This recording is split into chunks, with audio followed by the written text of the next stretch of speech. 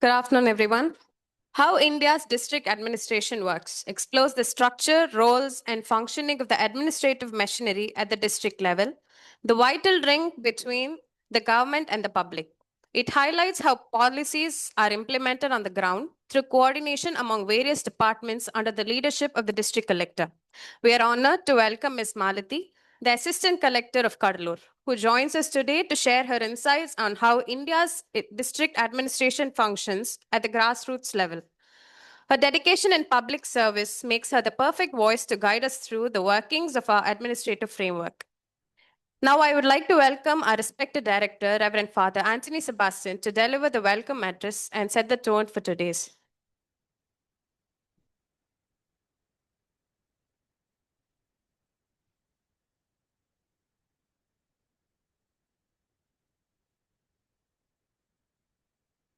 So good afternoon. So I'm really happy to stand here to welcome Ms. Maladi IAS, the Assistant Collector, Kadalur, and we are fortunate and we are blessed to have her here. Mainly that within short time, she accepted and she came over here and she is ready to help us out. And that magnanimity, that what she is having is something which we are very, very happy, and we are very happy to welcome you. And I want to quote two things about her. One is she was in the military and then she started preparing for civil services and she has been now an IAS officer. So what is this telling? What she told me, I was really amazed to hear. One is because she was working in the military, her services are starting now only. So in that circumstance, she may not be reaching the highest portfolio in IAS as a chief secretary. So many will be like to become a chief secretary if they start the IAS in the early years. Since she has been working in the military and now she is joining in the IAS cadre, she may not be reaching the chief secretary. Many will be disappointed, but she was not disappointed. Now she has taken it in a right spirit that I will not be becoming a chief secretary, that I need not curry favor anybody. I need not be pleasing any politicians or IAS officers or administrative officers. The value behind what she has found, that I will be sincere, I will do my job very well, what I am convinced of. That is the positive attitude I have seen in Ms. Maladi IAS. See, that is a fantastic aspect. Some of them, those who are becoming or those who are coming to this IAS cadre or IPS cadre, they would like to go up in the ladder, and that will be their aim, not the service. But she has attained this clarity, magnanimity, maturity that she will be serving the people. Give her a big clap and appreciation. That is the second thing. And this, just before we started, she said, Father, I have come here at 2:30 and I wanted to start the session and I don't want anybody to wait for me because their time is important.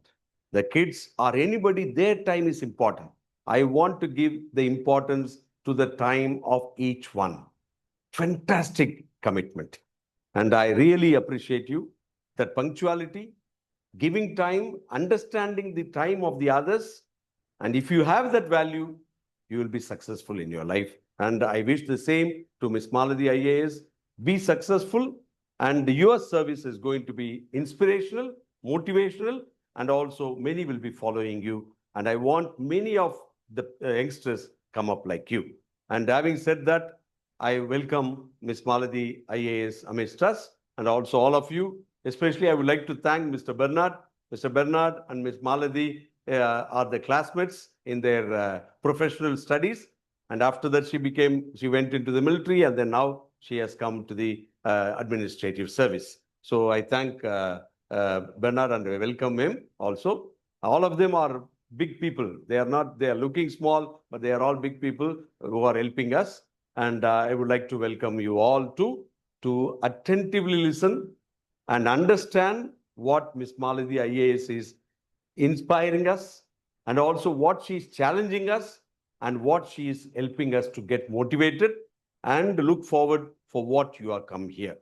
And this is the last sentence I would like to conclude with.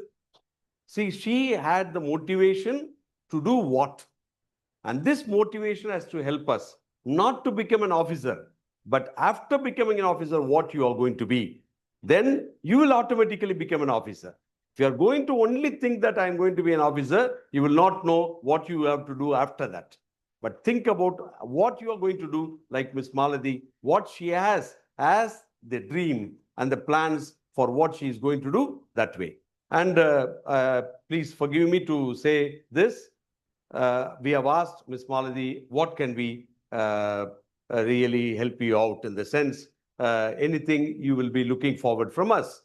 What she has asked for, I was really chilled out. She said, I'm in Kadalur, and if at all possible, you give the elders, the elders can use the diapers for the elders and the nighties for the women.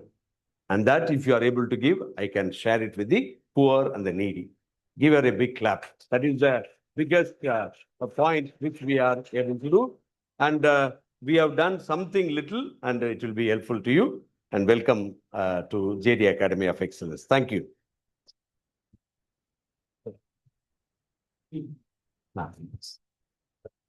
Yeah, she said no flowers, but still.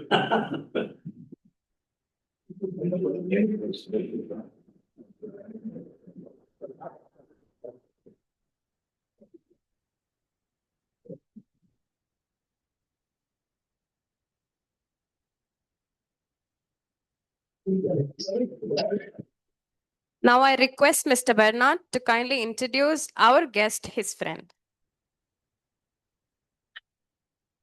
Hello. Yeah. Thank you first for this opportunity to actually introduce my friend. I asked her share something about you so that I can tell the students. The reply that I got was just introduce my friend. That's it, and then some extra things which I cannot share with you all. So I know she's very humble person, one of the best students in our college. We studied in a college called SSN here, and she selected the toughest guide to complete her project. That was her level of confidence in herself. We all feared a professor.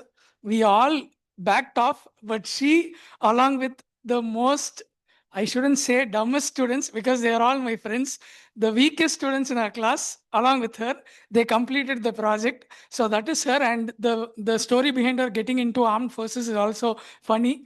They didn't go for placements. See, all of y'all are different because you want a career in civil services. Not many will choose this easy path, go for IT jobs or whatever is available, but y'all have chosen this path. The same for her. They saw cutting of armed forces when we were all preparing for campus interview. These people, another friend of ours, her name is Mona Priya.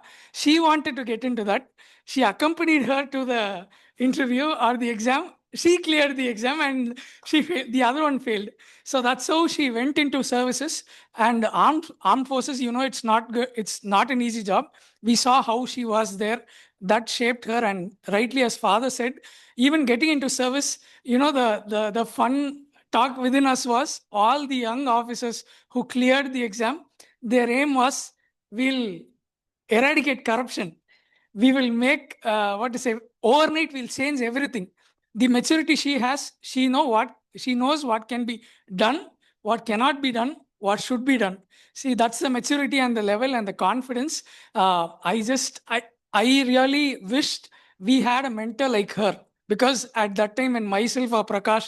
Prakash was preparing, we didn't have one good mentor who could just take us past that line. We nearly went to the interview or to that line, but we weren't able to go to the other side. I feel the main lacuna was to have a very good personalized mentor, and she is one of the best. She prepared all by herself. I pushed her for so many mock interviews. You know what she said? If I'm going to go for one mock interview, they're going to put my photo in every institute's name. I will not do that. I will clear on my own. And by God's grace, she cleared it. And the reason I wanted her here is I know some of the students from past year also. I want you all to have a good mentor like her who you can go to when you are doubting your preparation, or when you are, see, all this is about mind. It is not about how much you learn or how much you, what is it, your intelligence level. It's all about your mind and your confidence. I think she is the best person. Over to you, Malati. Welcome. Yeah. A few words, ma'am. Just few words. Yes. Okay, I'll take care. Thank you. You can sit. Okay. Okay, இங்கே வச்சுக்கவா? உங்க தமிழ் தெரியாதா எனக்கு? இந்தா. தமிழ் தெரியும். தமிழ் தெரியும். Okay. Respected Director Bernard, my dear friends and teachers, நீங்க உட்கார்ந்துங்க போதும் எடுத்துட்டு உட்கார்ந்துக்கோங்க. உட்கார்ந்துக்கோங்க. Right? Okay, warm welcome to one and all.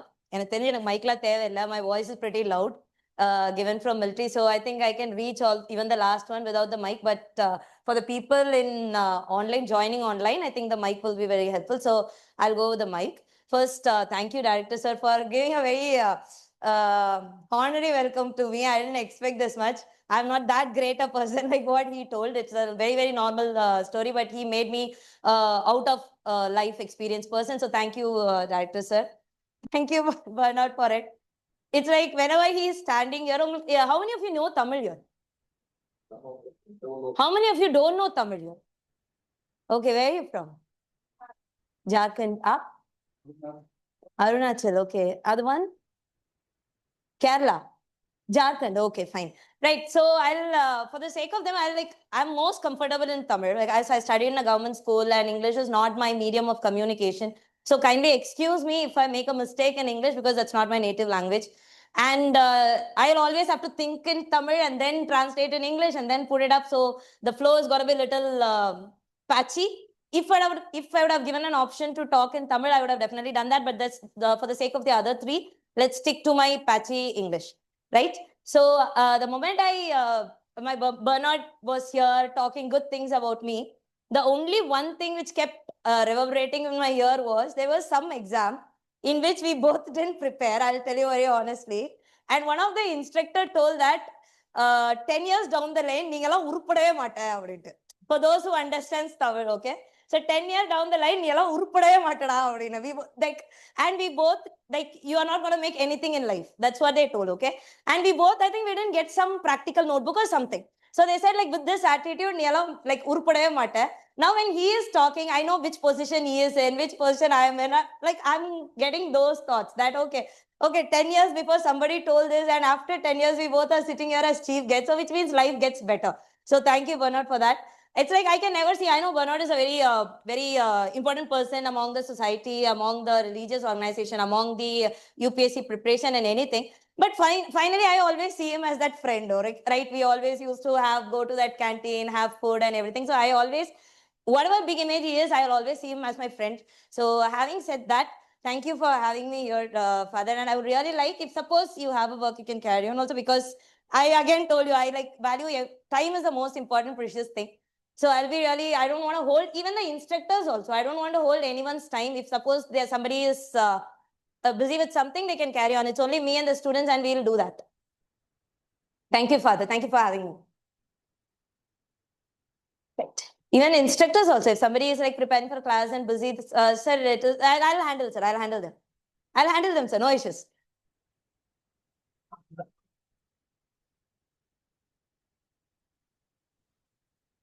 Thank you, sir. Ma'am, நான் பார்த்துட்டேன். இல்ல, I don't want to waste your time. அதுதான், it's like you're not going to write the prelims also. So அப்ப பாவம் உங்களை எதுக்கு வேஸ்ட் பண்ணணும்?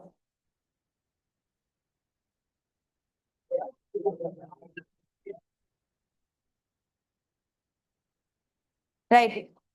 So, okay, anyways, and the Pinadi irukavanga theriyudha, enakku ungalukku theriyala. I'm not able to see you guys because you don't have lights there. So, anyways, if I am visible, and I think that works, isn't it? So, you guys can, if suppose I'm not able to see, you guys can come in front also. If I am visible, that works, right? So, first, a very congratulations for each one of you of choosing this, because this is not a very easy thing to choose. If you ask me to even choose that, this is your prime youth, right? You all must be in your 21, 22, just like us. We are in your 25, so you must be in your 21, 22s. So this must be your, I can see that eyes, okay? Everyone is like, are you really 25? I mean, for this sake, we'll just assume we are 25. Okay, so I know that this is your prime youth, right? And you are dedicating your prime youth for an examination, and I'm very, amazed, because I didn't have the guts to do that time. First, because I didn't have the financial bracket for coming and studying some 2 years and preparing for an examination. My family situation was such that I had a single mother. I had to go and work, so that I had my sister, marriage, and everything planned up. So I had to work. I didn't have the luxury. But even if I would have had the luxury, I don't know whether I would have taken this bold decision to come and prepare in your prime youth. So I'm really amazed by the dedication of each one of you. So first, a big kudos to one of you. Please give yourself a round of applause. Thank you. Thank you.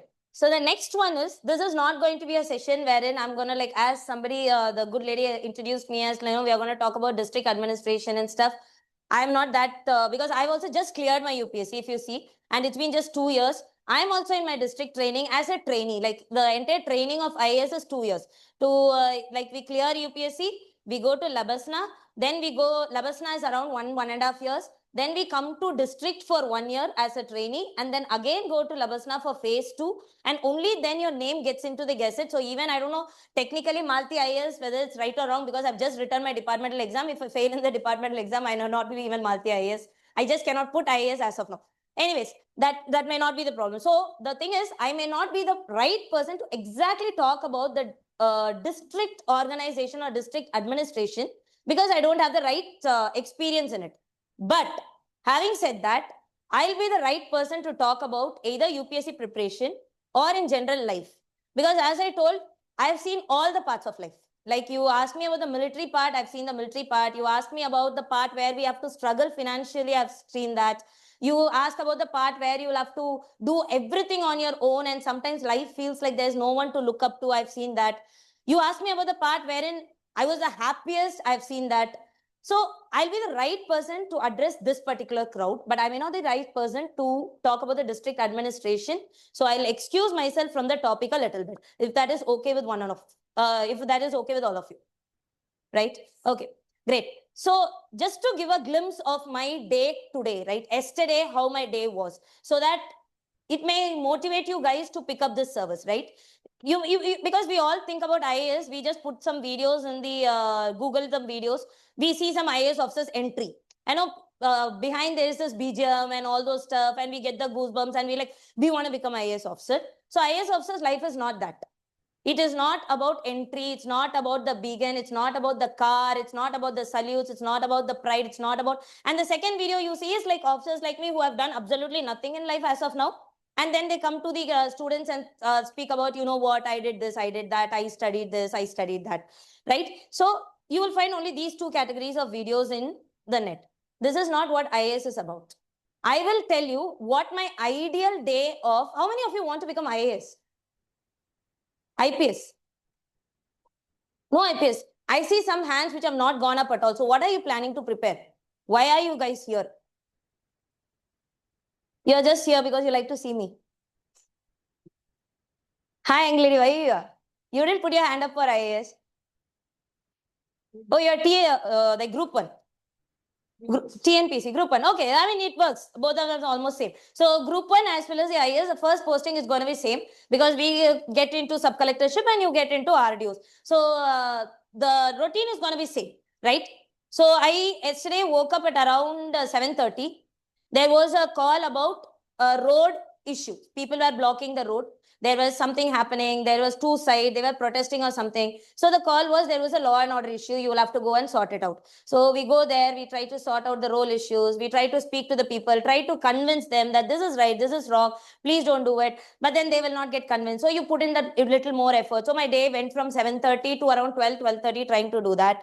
Then there was some 2-3 petitions which they will come and give you, saying that I want, they will have for some services which they might have not got. So you'll have to do and sit and receive the petitions from them, talk to them, ask them what difficulty were they facing, and you try to help them with the petitions. And then I went for streams of meeting ranging from talking about the northeast monsoon preparations, because since I'm in Kadalur, we are expecting floods. So when we are expecting floods, right from storing the Avin milk to thinking about the expectant mothers, taking them to hospitals, deliveries, everything comes under the sun. So we'll have to plan everything, friends. So there was around 6-7 hours meeting for that. So we went through that. Then there was the maternal mortality rate was high. We found out that there is anemia prevalent in the society. So we were having a meeting about that. So the day finally ended at around 11:30 to 12. So again, I had to come to Chennai for an exam.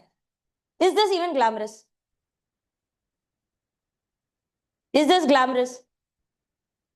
Is this looking nice? If I put this is my day, okay, if I put it in YouTube, will you guys watch it and will you guys like inspirational, motivational?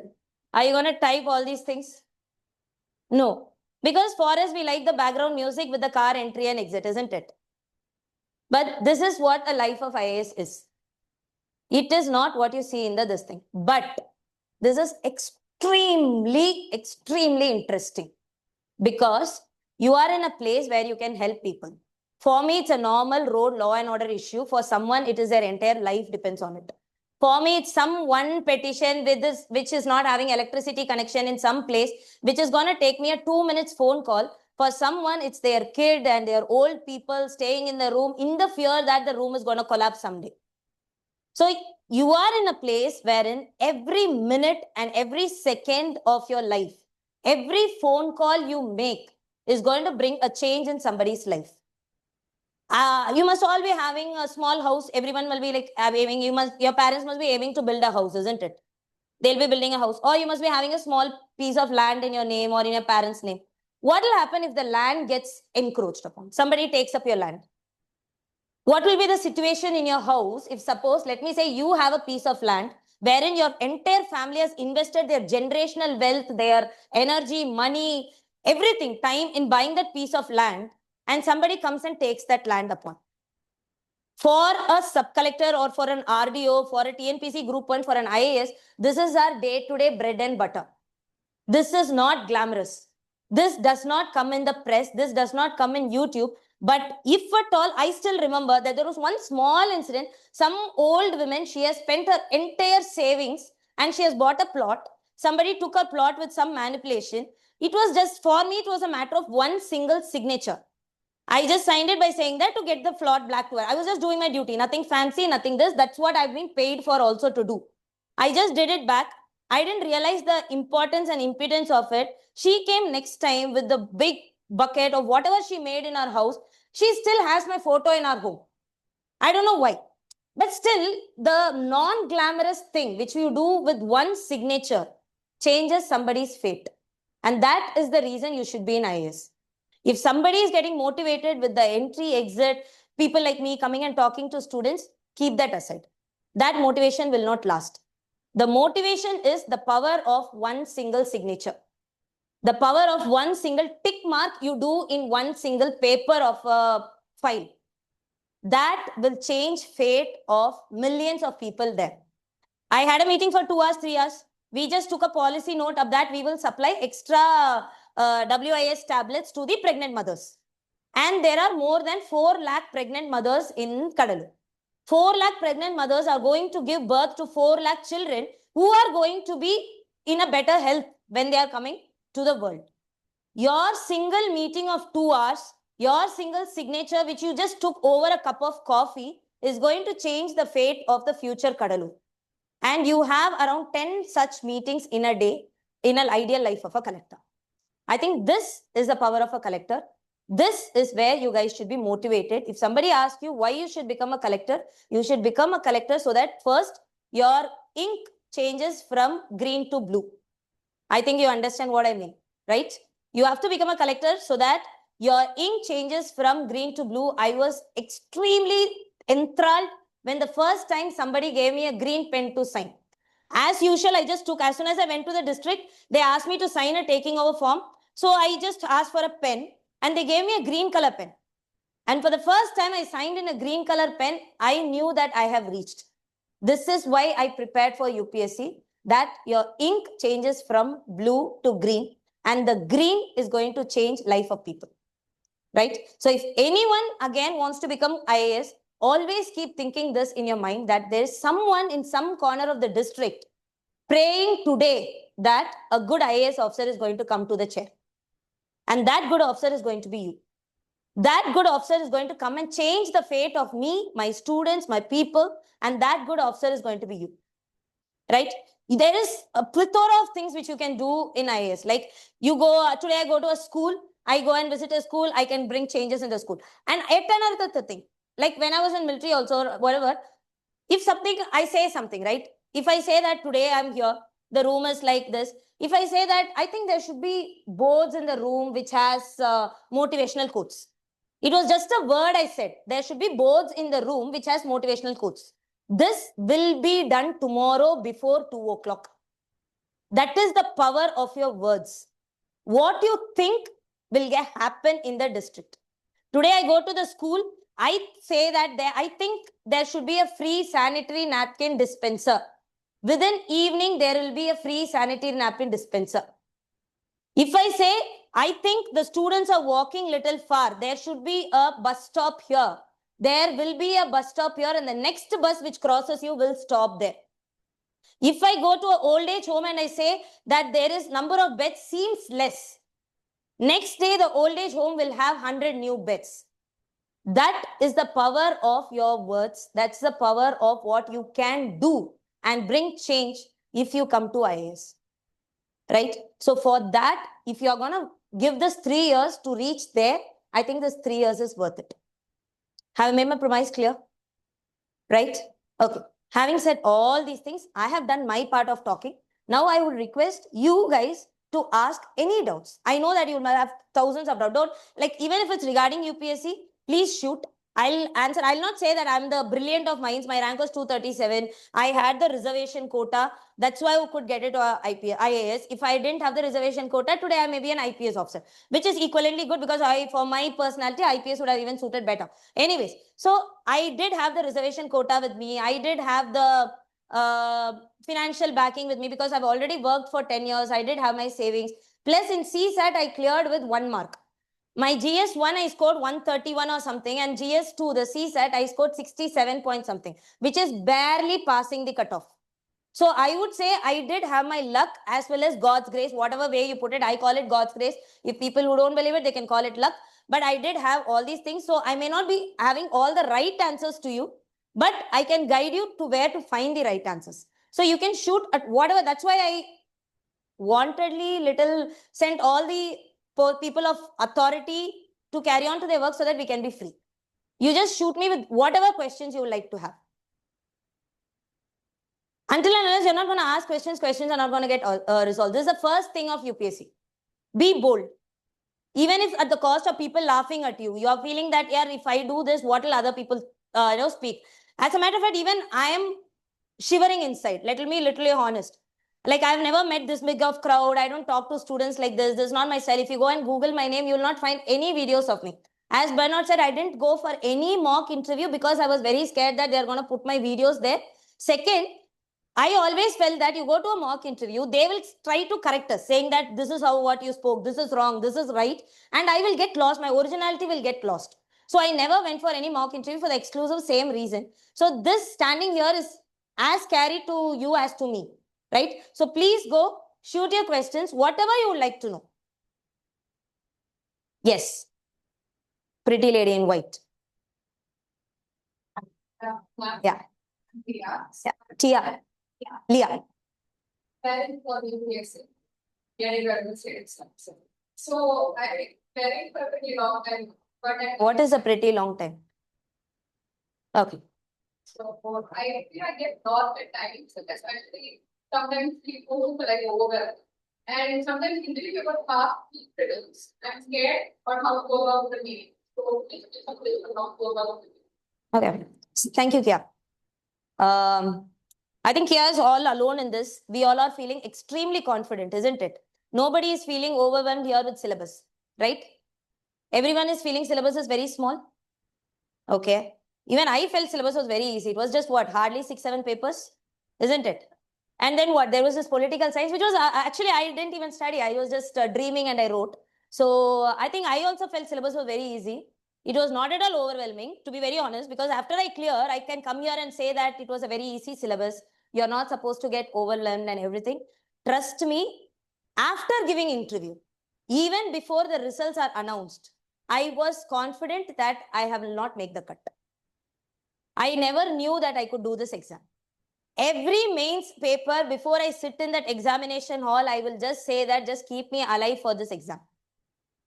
Right? I was scared for prelims. You can ask him if I stand here, at least if I've been gone to the other institute wherein Bernard and Guna and all are not there, I could have boasted by saying that, you know what, get the confidence. You guys can do it and all those stuff. But now I cannot do it in front of him because before every mains, I call him and I'll say that in the exam, kandipa fail. Right? And he is like, no, you have come till here. You're not supposed to think like this and everything. I said, did you see the syllabus? Who studies Ashoka? Why do I even care what Ashoka did in so much of time? So I used to scold at them. And then political science, there was so much of authors, okay? And I'm like, how do I remember them? Why do I have to write them? Can I not write my own theory? Why do I have to remember them and write it? So, you know what? And then the newspaper. First there is newspaper, then there is notes on newspaper, then there is a commentary on newspaper. If I read 8 hours of newspaper, when am I going to read the other set? So I was like, who keeps a question paper like this? Who keeps this like this? How did the prelims answer was this? How am I supposed to know what a Gucci is? So I will definitely not tell you that it's going to be easy. If it is easy, then it is not right. If you're not getting overwhelmed, if you're not getting scared, you're not doing it right. If there are 10 lakh people, if you take a sample size of around 50 people over here, how many of you are feeling overwhelmed with the syllabus? How many of you are feeling scared about mains? How many of you are feeling that even if I clear prelims, CSAT is going to be an issue? Each and every soul who writes UPSC, be it you, be it a person from AIMS, be it a person from IIT, being a person who studies in Rajendra Nagar in Delhi, who has this, the laminated constitution stuck in the washroom so that he can learn constitution while taking bath, he is scared about the exam. No one had any clue. If you ask me, how did you clear prelims? And if I can write prelims next time, I cannot write prelims next time. I will fail prelims next time if I write. I will fail mains next time if I write. Right? First time, maybe that's what I said. If I would have not done CSAT, that one question, whatever effort I would have done, today I'll not be here. You guys will not be listening to me. So all my efforts of that entire year culminated with one CSAT question. Just because somebody did not clear the UPSC mains or UPSC prelims does not mean that they are not qualified to stand here. As a matter of fact, I will always say, call people who have failed 6-7 mains. Call people who have failed 6-7 prelims. Don't call people who have cleared exams in the first attempt. They know shit about anything.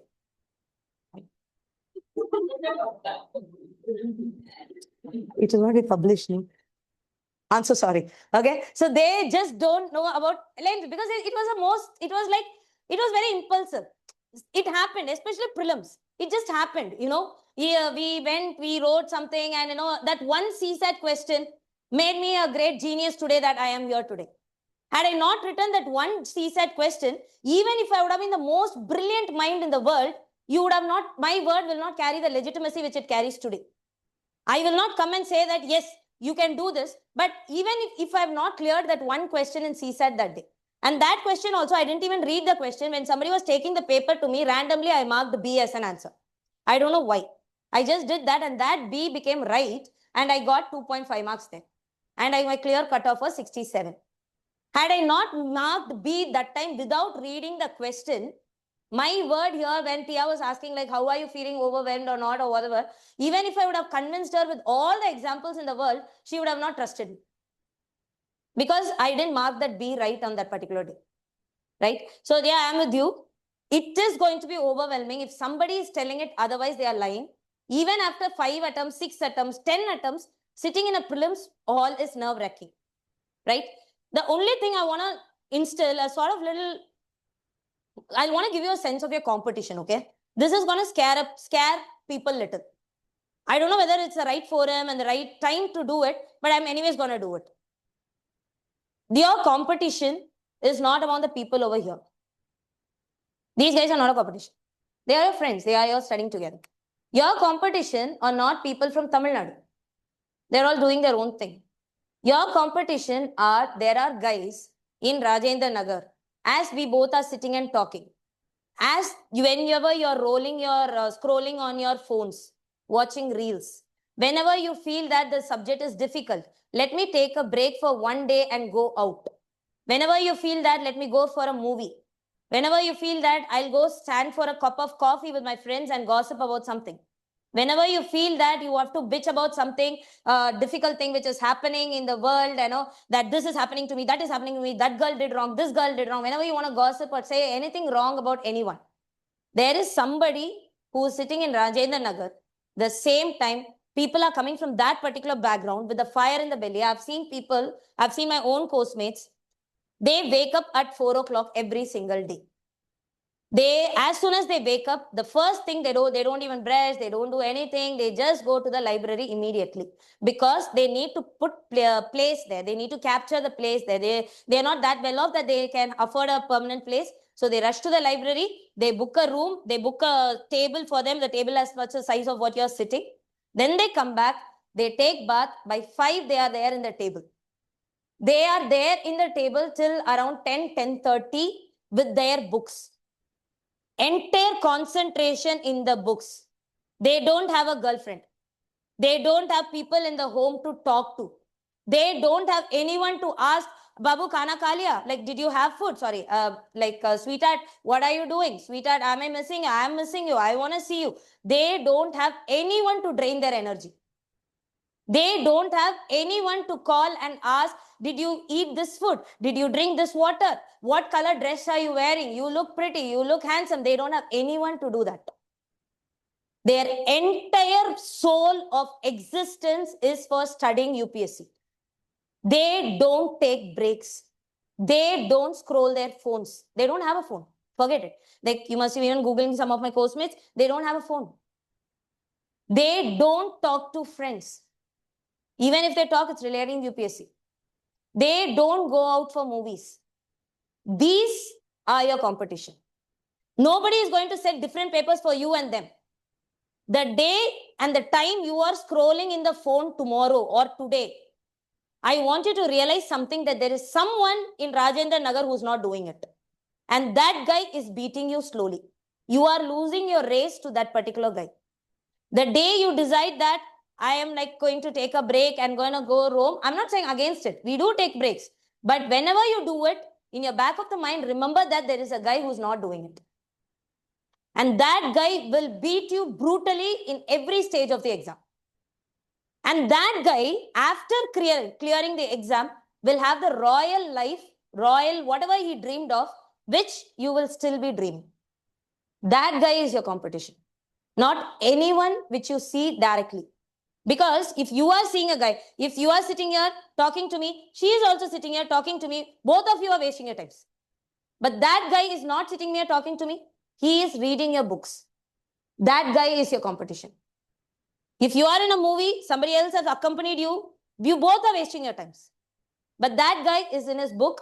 He has a constitution printed in the bathroom so that when he takes bath, he can read the constitution. Is it extreme? Yes. Do we need to do it? I don't know. But if at all you are trying to waste your time and energy in this, please don't do it. This exam is not for wasting energy. This time is not for wasting energy. If I have to tell you something, your prelims, when is your next prelims coming? Next Feb? March? May? Okay. So the next May, you will have a prelims coming. On May 1st, let me say May 30th is your exam. On May 1st, each one of you will repent the time you didn't take on November 1st. Each one of you will repent the mock questions you did not solve when you had the opportunity. Trust me, this is going to happen. Even if I'm going to address the group of 50 people, I will come here on May 1st. I'll ask you, how many of you solved 100 mock? Not even 5 hands are going to go up. Even after all of this, around 45 of you will waste time. Make sure you are not in that 45. Make sure that your hands are going to be that 5 hands which are going to go up. Even at the cost of, you need not be absolutely selfish. You need not maintain friends. You're not here to make friends. You're not here to maintain relationships. These are not the time to get into those things. You are here for a hawk eye concentration on clearing an exam. Get it off. There's no point in, prolonging it, going slowly in a small mode. Go in a burst mode. 3 years, finish UPSC, clear, make it, break it, out from the cycle. Don't waste your prime youth in like, okay, today I'm not feeling like studying. If you're not feeling like studying, my dear friends, you're not in the right place. The day you say that I'm not feeling like studying, and if it's going to continue for 2 or 3 days, snap out of it. Because there's a guy who's not going to say that at all. You hurt him. I have seen guys studying in hospital. If at all, I'll have to brag a little about myself. I was studying in my delivery ward 10 minutes before my exam. 10 minutes before the delivery. I was having spectrum in my hand 10 minutes before delivery. That, my friends, is your competition. We guys don't back off. We don't say that it's my delivery. I'm inside delivery ward. I'm paining, so I'll close my spectrum. I had my spectrum. I started exactly where I stopped from 45 minutes after delivery. We guys are your competition. The guys who feel that let the world go loose, let anyone go to hell, I will clear this exam. These guys are your competition. Don't get scared about anyone having bunches of notes. Don't get scared about anyone coming with like, I read this material for this, I read that material for this, I read this material for this. Don't get scared about anyone. Those people are not going to make it. The one person is, if he's going to take one single note and if he is having, go through his notes. If his notes are torn, which means he has done the same notes 100 times, that's the person you should be scared of. You enter the room, if he has a bundle of Hindu newspaper, that is not the person you should be scared of. The person who has marked things in the newspaper, you find one newspaper in his table, which is marked, the headings are marked, underlined, that is the person you should be scared of. Right? A person who has all the current affairs magazines from different institutions across the world, even I think China ka UPSC magazine also he may be having. That's not the person you should be scared of. The person who's going to read newspaper every single day, getting up at 4 o'clock, even if there is a cyclone outside, that's the person you should be scared of. Those are your competition. Wake up today. Else, you will repent on May 1st. Trust me, you will repent on May 1st. If suppose 10 lakh people are going to take up this exam, 8.5 lakh people will think about not giving that exam on the day of the exam. Because they will repent wasting their time. And you know what? The brilliant thing, how the mind works. Let me say today is our exam. Morning, I will start thinking that, okay, I have wasted 1 year. I made a mistake. As soon as from tonight, I'm going to study forcefully. And tomorrow, again, I'll waste my time. If you're going to make a plan and not stick to it, don't make a plan. If you're going to say that I'm going to wake up at 4 o'clock and not waking up to it, don't make a plan. If you make a plan, stick to it. Come what may. Your friends are not doing it. Your friends are going out for a movie. Your girlfriend is calling. Your boyfriend wants to know. He wants to spend some time. They want to do something. If you're not going to talk, somebody is going to mistake you somewhere. Let them mistake you. Let them leave you. You are not there to spend your time and energy on anyone. If you find anyone is draining you, not only of your time, of your mental space also, you need every part of your black, the gray matter to work on this exam. This exam, as she told, syllabus is not easy. It's vast, it's difficult. You need every part of your gray matter to work on this exam. You don't have energy and time for anything else. You don't have time for somebody who has not had food, somebody who's having a trauma, somebody who's throwing a tantrum, some issue at home. You don't have time for that. If at all you have some family issues, if you have time for, like, if you feel that your parents are not well, you have a financial issue, the only thing you can do now is to study so that you can clear and you can support the family. You panicking now, worrying about them, not having food, not having this, is not going to help them, neither you. Am I making sense here? All of you. As soon as you go today, I want you all to first make up your mind that you really can crack this exam. First thing.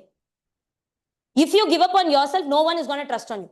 No one trusted on me that I could clear this exam. I started preparing at the age of 33. Everyone laughed.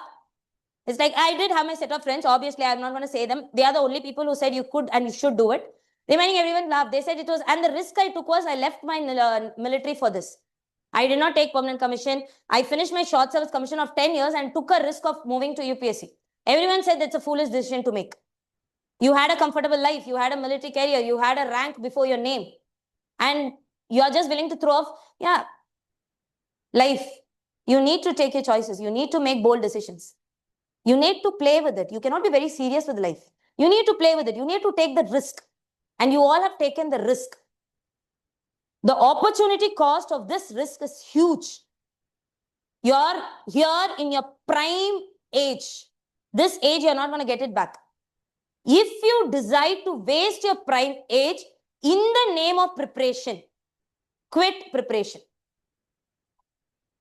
You're not here to fall in relationships. You're not here to do anything. You're here to study and clear this exam. If you feel, it is not like, I need not come and tell you, like, you're not kids. You're not in 2nd standard and 3rd standard. Everyone is adults here. You know, when are you wasting your time? Don't you all know that? Don't you all know that? Don't you all feel that I'm wasting my time here? You all know that. And still you do it. Because of compulsion, because of peer pressure. You feel that if I don't go out with them, I'll not have friends here. I'll feel alone. No issues. You need not have friends. If you feel like saying no, say a no. Saying no is a skill. If you don't have the skill, you will be taken for granted. You feel like saying no, somebody is calling you out for a cup of coffee and you feel that I'm in the mood to study, say no. If they are not going to be their friend, let them not be a friend. You're not here to make friends. You're not here to waste your prime youth. And I'm just coming back to again and again that. There is a false sense of preparation. I'll tell you about that. There's a false sense of preparation. You sit, you start making notes. You make beautiful notes as if somebody is going to grade you on the notes and give you 5 extra marks for the best handwriting in prelims. Right? You make tags, you write with black pen, blue pen, you put this thing. You make extremely beautiful notes. And then you get a self-satisfaction that I have studied for 4 hours. 4 hours, you have made notes. Studied, you did for 0 hours. You did not study for a minute. You made notes. There are 2 different things. Making notes, attending classes, reading a book is not studying. Reading a book, yeah, maybe. Attending a class, little bit. Making notes is not studying. Studying is when nobody else can make you study. We can give you the material, we can take the class, we can tell you this is where the material is, this is what you need to study. Studying happens when you sit with the book yourself and try to take it inside your brain. It is not just writing notes and thinking that sometime else I'll come and study. Am I making sense here? If suppose you say, I have studied for 4 hours and I'm going to take a break for 1 hour, ask yourself whether you have taken notes for 4 hours or whether you have studied for 4 hours. If you have not studied for 4 hours, don't give the false sense of appreciation to you and don't give the false boasting that I've studied for 4 hours. There are people who will come back and tell that, Ma'am, we studied for 8 hours and still we didn't clear the prelims. And you ask, what did I do for 8 hours? They would have watched lectures on YouTube. That's not studying. That's knowledge. That's just book. You have not studied anything. Right? So tomorrow when you're saying I'm studying, you need to be with your book and study. You need to know what did Ashoka do? Why did he do what he did? Where is his inscriptions? That has to go into your brain. Not just writing and go into your notes. Today I'll write it, tomorrow I'll come back and study. Right? Don't do that. Third thing, there is a different set of approach between prelims and mains. I'm pretty sure you have a very good set of instructors over here. They would have guided you very well on that. Don't get scared of the examination. If you get scared of the examination will scare you back. Always take it as this is yet another examination which people have done it in the past, they are going to do it in the future, and I'll be able to do it today. If you lose confidence on yourself, everyone will lose confidence on you. It is a very negative cycle. If you say that I can do this exam, you will do this exam. Like, I'll just quote you an example from military, right? I was in one of the contingent. So I was, there was this male officers with me. We were around like 12 and I was only the 2 male this thing. And they said like something, we were just talking about it, and there was a sort of, we had to go from one place to another, and there was 40 kilometers. They always said that you girls are the one who are dragging the speed of the contingent down. The regiment is goes slow because of the 3 girls. And that I really felt offended with that. When they said you cannot run, and they assumed that we cannot do it. I did my triathlon, I completed my running, I completed my cycling, swimming, and I created a record just to prove these guys that they were wrong. So even if the entire world says that you cannot do it, and that got me the best passing out cadet also, I got the President's Gold Medal also from Navy, as well as I got the best horse rider award as well as professional literacy award in Labasna also. If somebody comes to you and tells that you have crossed that age, you have crossed that whatever. When people say you're 35, are you going to, like, all my course mates are 21, 22, 23, young guys like you. Like, are you going to compete? I'm fiercely competitive. At this age, whatever, I don't care. I'm fiercely competitive. I compete. I don't care who you are. If I want to beat you, I'll beat you royally. No cheating. I don't take a shortcut. No cheating. Pure effort. You tell me I cannot ride a horse. I'll ride a horse day and night. I'll fall down 10,000 times. I'll pick myself up. I'll come back on the saddle. I will beat you if I decide to beat you. That should be the energy you guys should be carrying.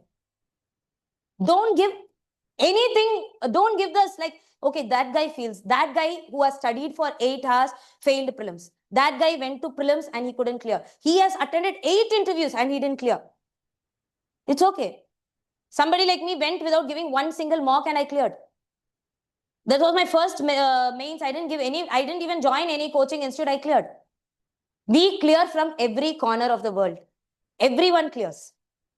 It's just that you should not lose your own trust which you have on you, even when the world loses it. World will say this exam is tough. World will say you cannot do it. World will say that you need to be like, very fluent in English. You should be having a good handwriting. You should be able to study a lot. Your luck, the money, the financial status, whoever your father is, your mother is, put everything on one side. Your pure determination and hard work is going to beat every single item of this particular box. If anyone comes and tells you that you are not capable of doing it, please ask them to, right, mind their business, right? So if at all, my last takeaway from this particular conversation before we call it a day, I will be like, questions I'll ask them. So before I bore you with more lectures and make you go sleep again, I know that you must be having a lectures like this day upon day, day upon day. You will be hearing from people like me day upon day, day upon day. I'll not want to bore you with more with these things. So last thing I'll just say to you all guys are, you guys are brilliant, energetic. You have taken the risk which people cannot imagine taking. Make the risk worth it. You're here, make it worth it, right? Any more questions other than kya? Anything? Anything on UPSC preparation, anything like what you're feeling? Yes. Gentleman in the black shirt. Hi. Titus. Yes.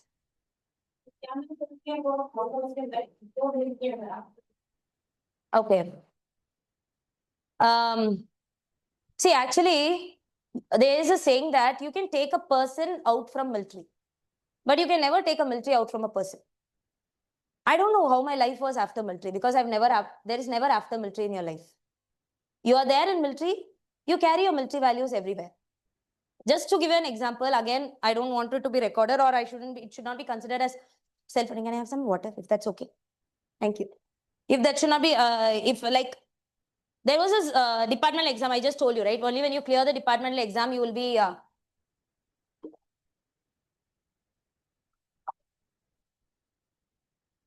So I just told you there was a departmental exam. Only if you clear the departmental exam, you will get the next promotion. You will be called as a guested officer. You will put a name here behind your this thing. It is conducted by TNPC in the TNPC counseling hall. Right? So there was this 1 o'clock, there was an exam, and the next exam starts at 2 o'clock. Same like your UPSC mains. 3 hours exam. 10 to 1 is your exam. The next exam is 2 to 5. It's conducted in the same seriousness and sincerity as a UPSC mains. If you fail in this exam, throughout your career, you will be known that you failed in this exam. And you will not get your 16,000 increment. You will eventually pass it. You will eventually become IAS sometime. But there will be a break of 1 year and you will be writing it along with your junior officers. No big deal. Right? But still there is this need that you pass this departmental exam.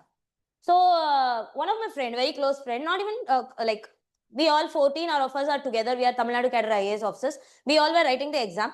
After the exam, first exam, she fainted. She was not keeping well. She fainted. So I had to take her to the examination hall, to the hospital immediately. We were waiting for the ambulance. Ambulance did not come. We didn't know what to do. And even the invigilators there were like talking about themselves. She was not keeping well. She was having this breathing trouble. So I just took an auto and I went to the Rajaji Medical Hall, hospital. And then the doctors were giving drips and everything. So from it became already 1:45 to 1:50.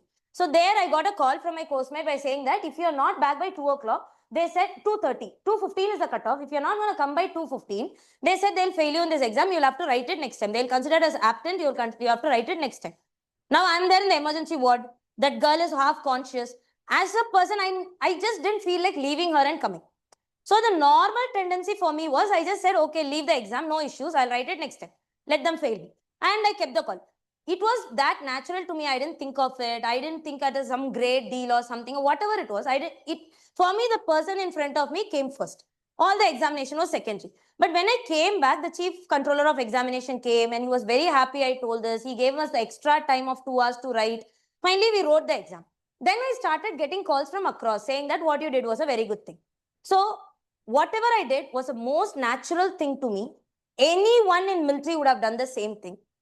So I didn't feel like doing something extraordinary. So the entire crux of it here is, I don't feel there is a life after military. If you are in military, you carry military till your grave. That's why you carry your rank also. If you see, military rank never retires. I still put my rank as Major Malti or Lieutenant Commander Malti, IAS. Actually, there is a small this thing here. It's not Miss Malti anyways. It's Lieutenant Commander Malti every day, anytime. And that looks very beautiful in the name card. You know, it's like when you enter and that hall, it is written in the, it is embodied in the golden letters, Lieutenant Commander Malti, IAS. It looks so beautiful. So there is never after military. So I don't know what is life after military. Anything else?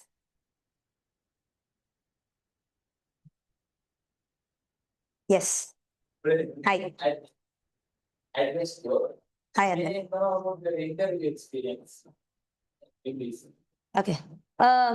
I'll address Arvind because I understand he is very curious and everything. But after this, let's keep it about like yours, guys, okay? Because you must be having a lot of issues. I can keep bragging about all my experiences. If you want, I'll start from my relationship experiences till like experiences in colleges and everything. So I can keep bragging about it, but I don't know how much value addition it'll add to you and your time. So I'll tell you about my interview experiences. First thing, I never gave any mock anywhere because I didn't believe in the concept of giving a mock and somebody shaping your views to match somebody's view. I always felt you show your raw self to interviewer. If he clears, he clears you. If you don't clear, he doesn't clear you. The same attitude I had for ethics, but it backfired on me. So I will not suggest that attitude to everyone. Ethics is one paper I never prepared. I always went with the mindset that if I can write what I will really do in that paper without writing it in a very fancy literary words, I always thought that should be rewarded because that's what ethics is all about. But again, I'm not quoting it here because that didn't reward me. I scored the lowest in ethics for not studying. I paid the price for not studying. So I will not say do this, do that in ethics. But interview, I was my raw self and it paid me very well. I did not go to any mock interview. I did not have someone shape me that this is the way you should do it. This is the way you should not. There are like many people who are giving me this thing that my date was very last. Like my date was in the April, just 2 days before the interview completes, that was my date. They said if the date is that last, there is no chance you are going to get a good marks. If your date is that last, which means your mains mark is low. If you are going to get this particular board is not going to reward you. If you get this particular board, this board will reward you. If the if the panelists see the time, this happens, that happens. The best part is I was not part of any group like this. I prepared all alone. I never knew that there is a group like this existing talking about interview. I had a very, very good, very cordial interview board. They were very nice. They were very welcoming, very, very approachable. They just kept asking me about my military background. Then they asked few questions from my DAF. It was a very simple, very cordial interview. I felt very comfortable in the interview board. So my interview was very, very kind for me. So that's why maybe I cleared UPSC mainly because of interview, not even because of mains. I got a very good score in interview also. And again, that time I was not very fluent in English also. I used to speak only this broken English and everything. So this again proves the point that you don't need English. You don't need to wear in your smartest. You don't need to look beautiful. You can be dark. You can interview. UPSC doesn't care what you look like. It doesn't care what language you are using and how beautiful poetic Shakespeare English are you using. It just cares what sort of personality you are. And they are very smart. When they are sitting in the panel, they know exactly what sort of personality you are. They will bring it out in your answers. They will see, you can go to 100 mock and sit there with all your prepared answers. They will see whom you are, which is the mock coached answer and which is your real answer. They'll see through you. So you cannot cheat on an interview. Anyways, any other questions regarding UPSC preparation? Yes. This is the only chap who was motivating me throughout my speech, okay? He was like, yes, ma'am, yes, go. Yes. Yes. Hi. So, what is the consistency? Consistency.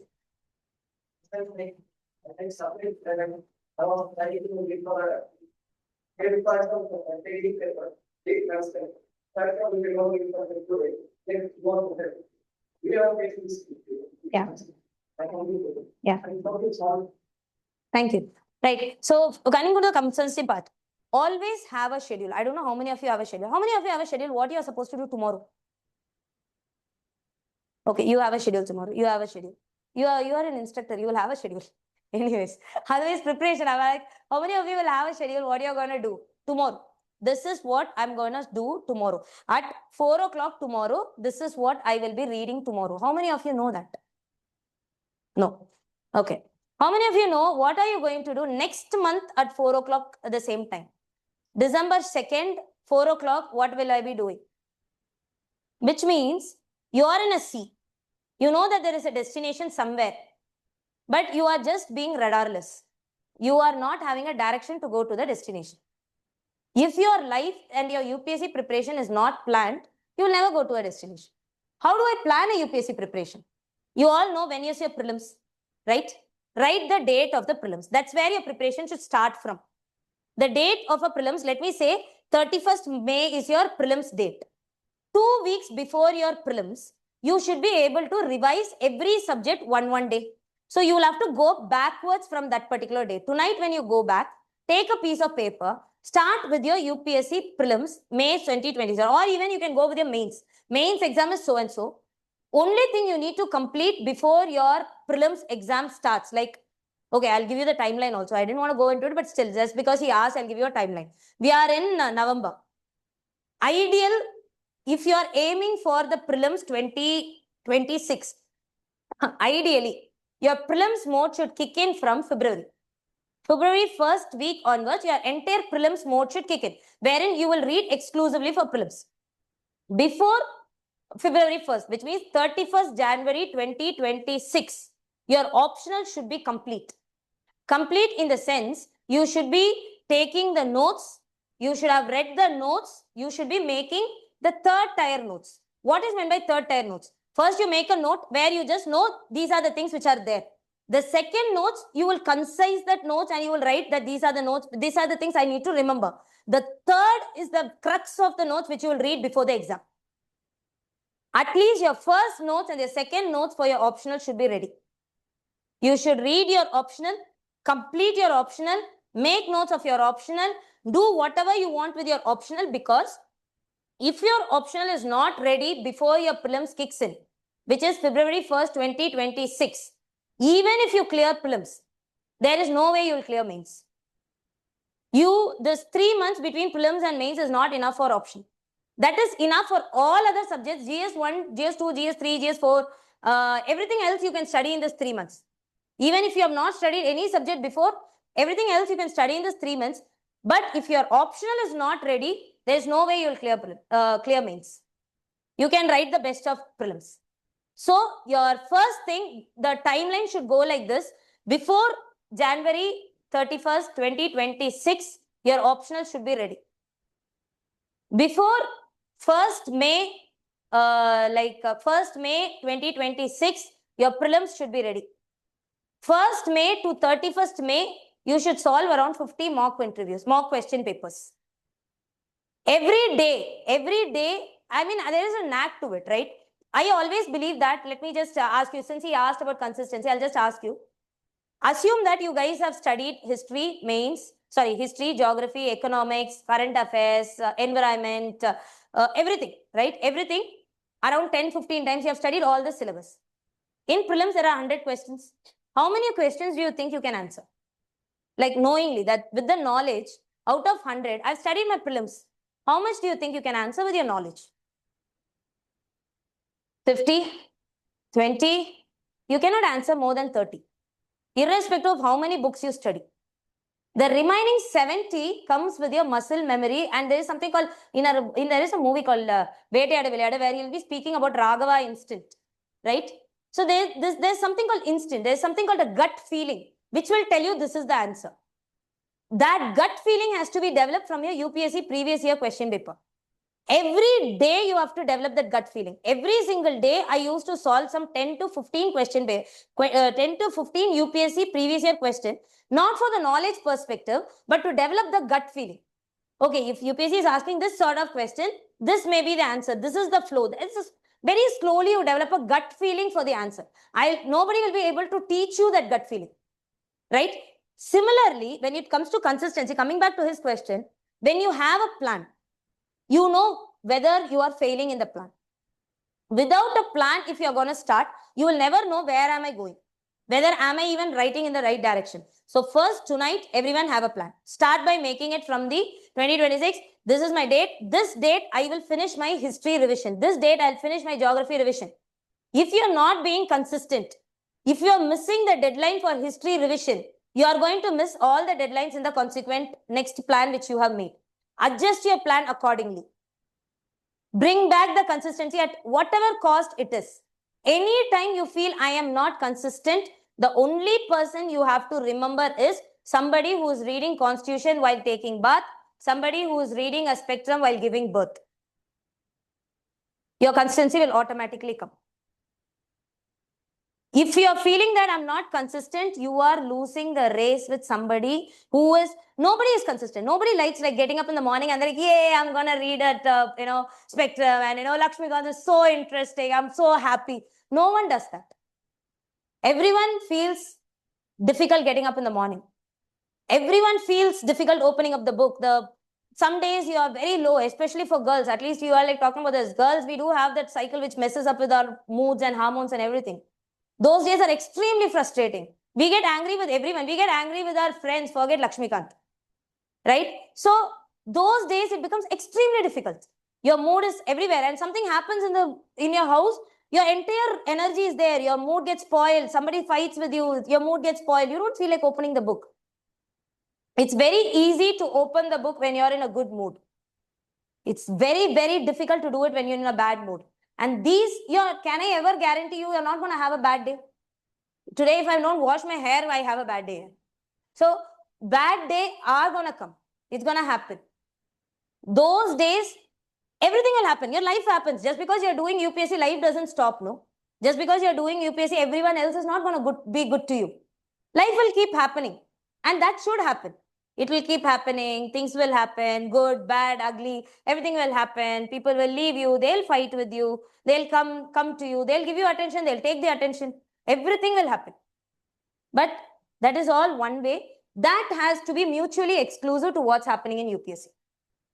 This you will have to do. It's like breathing. Can I just say I'm having a bad day, so I'll not breathe? It's as akin to that. If I'm having a bad day, can I say that, okay, I'm having a bad day, I'm not studying Lakshmikant. I'm having a bad day, I'm not doing optional. You cannot lose consistency in this exam. There are no cheat days. There are no breaks. Till the time you complete your mains last paper, after that, yes, you do take a break, because interview you have run a lot, and interview you can take a break for 1 week and then prepare for your interview. Till the time the pen is dropped in the table for the optional, not even optional paper number 2, question number 20, there is no break in life. If you would have looked for break, if you have looked for comfort, if you would have looked for safety, you would have not chosen this. You chose this knowing that it's going to be difficult. Now don't look for breaks, don't look for luxury, don't look for comfortability after choosing something which is difficult.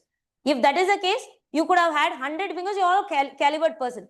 You have 100 different avenues. There are 100 different people who are doing 100 different things. You could have picked any one of them. You are here to put yourself through the pain, so you have to go through the pain.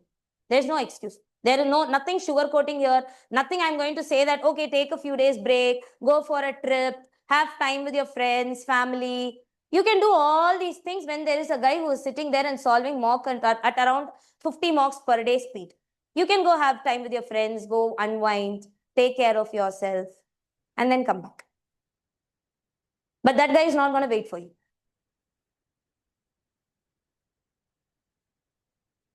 Right? Anything else?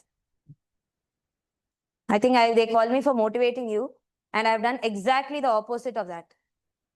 Isn't it? I've done the exactly opposite of guys, just put on your running shoes here. That's the only thing. You just have 1 more year. It's hardly how many months for prelims now? 5 months. Today is November 1st. Before you know it, prelims will be there in your corner. And there you will repent. Trust me, you will repent the days you wasted. You will repent the days. Yeah, if I would have just put in that effort there, if I would have done this mock 1 month before, if I would have picked up this book 1 month before, had I had this knowledge in November, I would have done that. Had I been little serious, I wasted my time on this person, I wasted my time on that person. And these all thoughts will haunt you on the night before your prelims. You will beat yourself up of why didn't I wake up this late? Don't beat yourself up then. Now is the time. Now is when I know that you must be not, maybe whatever happened in the past, let it remain in the past. You have wasted time, let it remain. It's okay, you have wasted time. Now you cannot do anything. Okay. From now, put on your working shoes. Run double your speed. Catch up for all this time you have wasted. It's okay. Now you cannot do anything. Time wasted is where she was telling I was having a long time, 2 months, 2 years and everything. There is time you would have wasted on a wrong person. Over. Today, as soon as you go to your room, now, today, just take a piece of paper, start afresh. Run at double your speed. Run only for yourself. Don't care for anyone else. Run at double your speed. You still can catch the bus. But if you miss today, you wake up on February 1st and realize that I have woken up. The bus for prelims 2026 would have left without you in it. It's totally up to you. If you want, wake up today. Catch the bus. You still have time. November, December, January, you still have time. 3 months is good enough for you to complete your option. Provided you are willing to run twice the speed of what the time you have wasted. Don't wake up on January 31st and say that I have missed the bus. 98% of aspirants would have missed the bus by then. Be in the 2%. 10 lakh people will apply for prelims. 98% would not complete their optional by January 2026. They have already missed the bus. There are already competition has come to only 2% of the people. Please get on to the bus. At least do the footboard, run, borrow, beg, do anything. Get on to the bus. Now is the time. Time wasted is wasted. Forget it. Right? Anything else? I think I've bored them enough. Yes. From Arunachal, beautiful place. Yeah. I just wanted to know, like, how did you manage with picking up the topics? And, when I study, I find most of the topics are very much important. So, how to be very picky to choose the right topic? Why are you choosing it? It's like, I find most of the topics sound really much important. Because they are. Like, more time. Everything is important. Unfortunately, I hate to break it to you, Bosco. Everything is important. In UPSC, you'll never know what is the important topic, what are not important. Who are we? Are we even setting the question paper? If that is the case, I will tell you the most important topics are maybe, what are the easy topics? I'm not even able to think the easy topics to even tell it to you, man, as an example. I'm so sorry. It's like, see, in UPSC, first thing, there is a different set of approach which you follow for mains and a different set of approach which you follow for prelims. For prelims, you need to just, your eye has to register it once. Your brain need not register it. Right? I'll tell you the distinction. Because once your eye registers it, you have 4 options. Your eye will automatically tell you that somewhere you registered this. Even if it is not ingrained in your brain, if your eye sees that once, yeah, you must have all watched that Slumdog Millionaire, isn't it? Somewhere down the line, when you see the question paper, automatically you will be able to remember it. So those topics, don't spend your energy. For prelims, your energy should be conserved.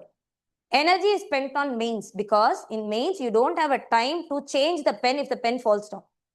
You keep 4 pens open in your table because if one of the pen rolls down, you don't have a time to bend down and pick. In mains, you don't have a time to think. You just are in the mission mode. Your hand just writes, your mind switches off. I'll tell you a beautiful thing. In mains, no, after the 3rd paper in your hall, I don't know, has anyone of you attended mains before? Like, okay, fresh UPSC aspirants. In the 3rd, when the 3rd paper comes, people will start writing their name wrong. People will start writing their roll number wrong. The place where they've asked for roll number, they'll go and write their name. Where they've asked for name, they'll write roll number. They will shade the roll number wrong. People from IIMs, IITs, the bestest of minds, they will shade it wrong. Because your brain is tired. You have written for 3 days. Your hands are tired. Your body is tired. After that, it just works in muscle memory. You're not thinking at all. So for mains, you need to study. For mains, it needs to get into your brain, your bone, your cell, and whatever part of your body is. For mains, it has to go. You will have to memorize everything. If I want to write an answer about Indus Valley civilization, I cannot go and make up an answer in the examination hall because your brain will stop thinking. When you're writing for 3 hours continuously, after an hour, your brain will stop thinking. I need to prepare for Indus Valley civilization before entering the examination hall. I cannot make up an answer going there. I need to know exactly what I need to write in the answer. I just have to write it. But this is not the case for prelims. Prelims, your brain thinks. Whatever your eye would have read it once or seen it once today, you will be able to write it in prelims. So prelims, read as horizontally as possible. Like as much as your eye can see, read it. As much new notes you get, read it. If there is any mock paper, don't solve any question papers, don't solve any institute's mock paper, and don't calculate marks. That's the most stupid thing people do. Don't calculate marks. What are you calculating? Why are you even calculating it? Even if you score, everything becomes 0. If you have not solved one question right, I think you are in the best place. Because on that day, you get to read about 100 new things. If, like, see the dilemma and irony here. Let me say I'm taking a mock paper, right? I'm spending 3 hours in doing the mock paper, right? And I'm saying that out of 100, I'm getting 98 questions right in that mock paper. Which means I have spent 3 hours to get 2 questions, to read about 2 questions. Am I making sense here? I have spent my 3 hours of time and energy sitting and solving a paper to learn about 2 questions, which I would have done ideally in 5 minutes. In the same thing, if out of 100 questions, I got only 20 questions right, which means my 3 hours I can spend in learning about 80 new different things. Your intention is to read new things. For prelims, your mind should register new things. Read as much horizontally as possible. You need not memorize anything for prelims. For prelims, don't waste your energy memorizing anything. Prelims doesn't test your memory. The answer is right in front of you. Agar, if any time in your life, your answer would have registered, your eyes would have registered that answer, you will not forget it. Even as much as you think that I may forget this, I'll not. Because UPSC, I don't know about TNPSC, UPSC does not ask a fact-checking question directly anytime. If you would have read it any time in your life, once, you will remember it on the day of the exam. Because the answer is front of you. You are not recollecting it from your memory. But that is not the case for mains. Mains, you need to study. So don't study horizontally for mains. Study vertically for mains. Like if I take Indus Valley Civilization, don't make a notes of 200 pages for Indus Valley Civilization and study. They are going to ask you for 10 marks. It's going to be 2 sides. Even if you learn 200, first thing, you cannot memorize 200 pages at all. Even if you are that Sheldon from Big Boss, you're not going to memorize it. You're not the Robo Chitty to memorize everything. Your brain capacity is limited to only 2 pages of memorizing. For mains, keep your notes. I'll tell you exactly what my mains notes were. 4 pages, GS1, GS2, GS3, GS4. I took one A3 size paper. 4 A3 size papers I made. Each for one GS1, GS2, GS3, GS4. Whatever I can fit in these 4 A3 size papers is what I studied for mains before the exam. Anything more than this, if you would have made notes for mains, you cannot revise it. If you cannot revise it, you cannot study it. Making 300 pages notes for IVC is a recipe for disaster. But it will come handy in your prelims. Don't memorize it. If you are reading about IVC, be curious. Oh, okay, here there was a bust of a priest was found. Oh, you go and Google the bust. See how the bust looks. If you see that once how the bust looks, you will never forget it. Tomorrow, any question it asks, the bust comes into your brain. So, save your brain energy for mains. Be curious for prelims. Don't think about this is important, this I have to memorize. Any topic in the world I give you, just take it in a curious mindset. And if at all you have a very good friend, stick to them in the examination. My entire examination, I did have very good friends here, as well as I had a guy who prepared with me throughout the examination. We were like, he's from Assam and we were very far away, only online preparation and whatever. Like we just met through a mutual friend and we used to prepare online only. I've never spoken to him, never met him and anything. But traveling with a person like this 24/7, knowing that somebody else is also studying in a very good mindset. Don't be with snakes. Don't be with people who will always like take notes from you. Always be like, acha, nee like you have studied this, nee Don't go with those people. Go with people who always will share their wisdom with you. Go with people who will always want to, pull you.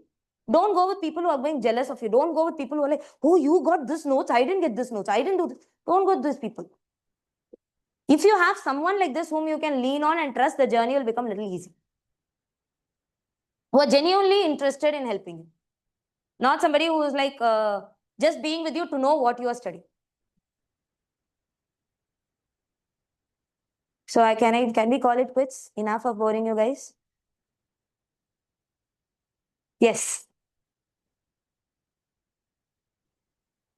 Kind of parallel. And you know, now actually ask them. Working life for political,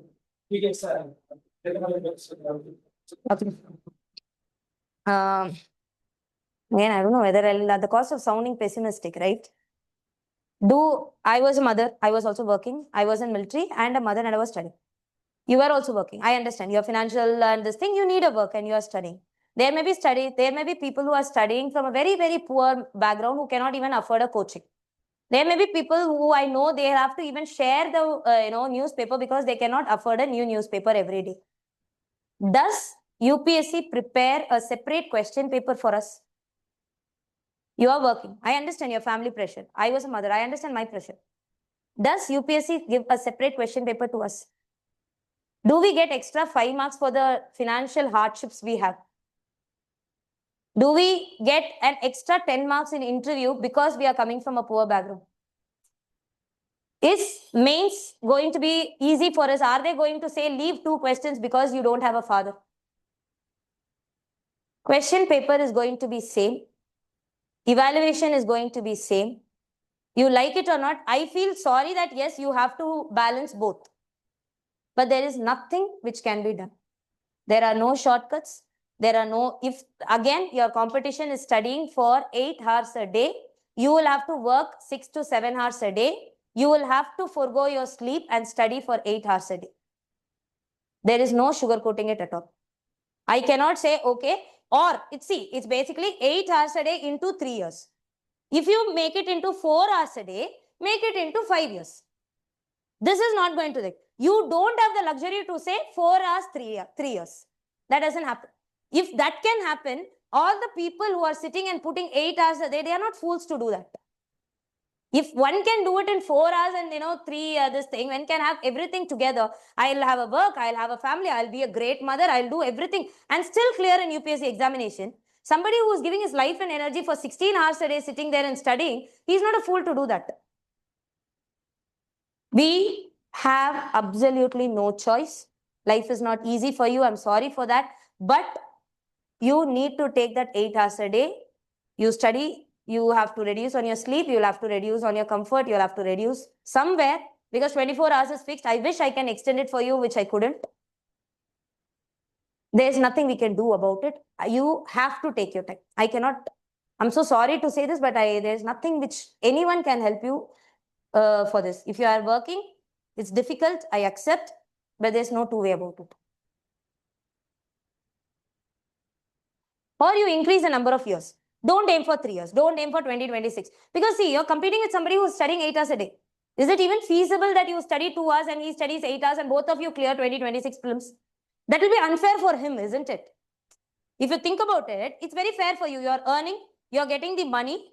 That guy is leaving the money. He is sitting in his home, not earning anything. And if both of you have to clear in 2026, it's unfair for him.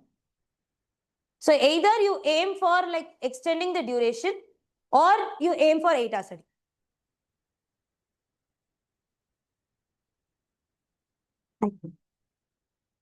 Thank you for all your time. I know that the most valuable thing is your time. Thanks a ton for your time, giving the time and attention.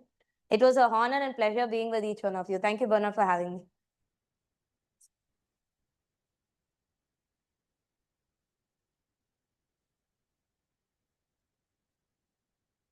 Thank you so much, ma'am. As we come to the conclusion of this session, I would love to invite Mr. Prakash to propose the vote of thanks. So good evening, everyone. So I'm really honored to give a vote of thanks for this insightful session.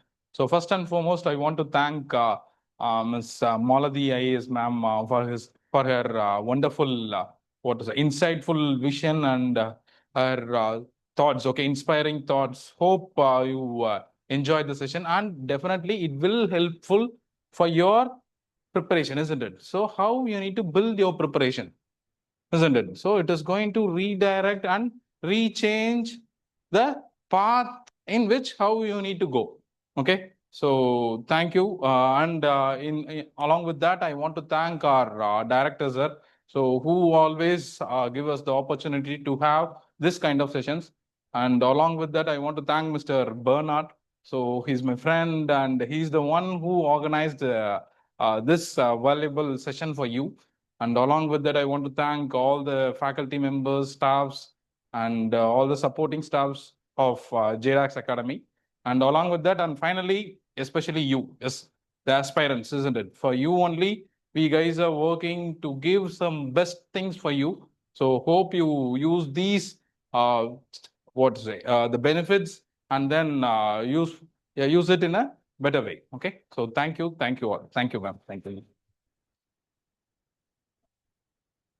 Bye. Thank you. Thank you for introducing. Thank you.